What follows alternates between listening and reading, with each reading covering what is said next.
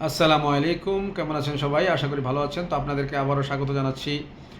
আহ, আপনাদেরকে আজকে একটি বিষয় নিয়ে আলোচনা করব। সেই বিষয়টি হচ্ছে সৌদি আরবে যারা আসতে চাচ্ছেন তাদের উদ্দেশ্যে বলছি, আপনারা অবশ্যই যে কোনো কাজের একটি স্কিল সম্পর্কে আপনাদের ধারণা থাকলে আপনারা সৌদি আরবে আসবেন। নতুবা আপনারা সৌদি আরবে আসলে বিপদে পড়ার সম্ভাবনা থাকবে।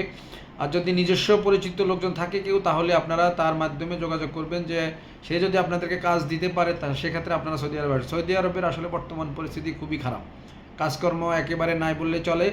আমার জানা মতে আমাদের আশেপাশের অনেক লোক ইদানিং নতুন করে সৌদি আরবে এসেছে, কিন্তু তারা তেমন কোনো কাজকর্ম মিলাতে জোগাড় করতে পারে নাই। তো সেক্ষেত্রে আপনি অবশ্যই খোঁজখবর নিয়ে আসবেন।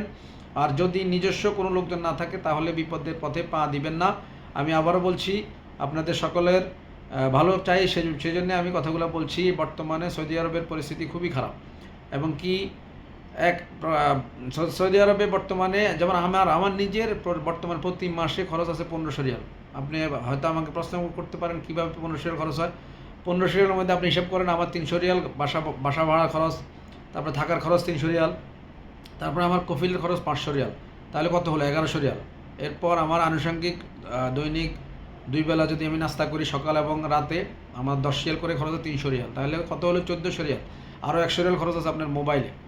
তো সেই জন্য 1500 রিয়াল আপনার প্রতি মাসে খরচ হবে। এখন আপনার কত ইনকাম করবেন, কত আপনার স্যালারি পড়বে, বা আদৌ আপনি কাজ পাবেন কি না, তার উপর অনেক কিছু নির্ভর করবে। তো সেক্ষেত্রে সৌদি আরব আসার থেকে আপনারা বর্তমানে আপনি আসুন, কিন্তু আপনার যদি কাজের কোনো ব্যবস্থা থাকে তাহলে অবশ্যই আসবেন। কাজের ব্যবস্থা না থাকলে আমার মনে হয় বর্তমানে ঝুঁকি নেওয়া ঠিক হবে না। আর আশেপাশে যেমন দুবাইয়ের ভিসা অলরেডি বন্ধ আছে, এবং কি কাতারের অবস্থাও সম্ভবত বেশি ভালো না। কুয়েতে আমি শুনেছি ইদানিং 10 লাখ টাকা দিয়ে অনেক লোক যাচ্ছে আর কি। তো সেক্ষেত্রে আসলে হয়তো আমরা বলতে পারি যে রিজিক মিন আল্লাহ, আল্লাহ পাক হয়তো ব্যবস্থা করে দেন বা ব্যবস্থা করে দেবে। তবে যারা আসবেন, আপনারা যদি আসতে চান, লোকজন থাকে পরিচিত, আসেন। আসার পর মন ঘাবড়াবেন না। যদি কাজকর্ম নাও পান, আপনারা কিন্তু একটা সময় গিয়ে ভাষা শিখবেন, বা কিছু কাজের স্কিল আপনাদের হয়তো কাজ করতে করতে কিছু কাজের এক্সপিরিয়েন্স হবে। সেক্ষেত্রে পরবর্তীতে কিন্তু আপনারা নিজে কোনো ছোটোখাটো ব্যবসা করলেও করতে পারবেন না সৌদি আরবে, ইনশাল্লাহ। কারণ সৌদি আরব একটি বরকতের জায়গা। তো তারপরেও আমি বলতে চাই, যদি কারো পরিচিত বা নিজস্ব কোনো লোক না থাকে, সেক্ষেত্রে আপনি কমপ্লিটলি রিস্কটা না নিয়ে ধৈর্য ধরুন, দেখুন পরিস্থিতি কী হয়। তবে বর্তমান পরিস্থিতিতে সৌদি আরবে কাজকর্মের খুবই সংকট চলতেছে।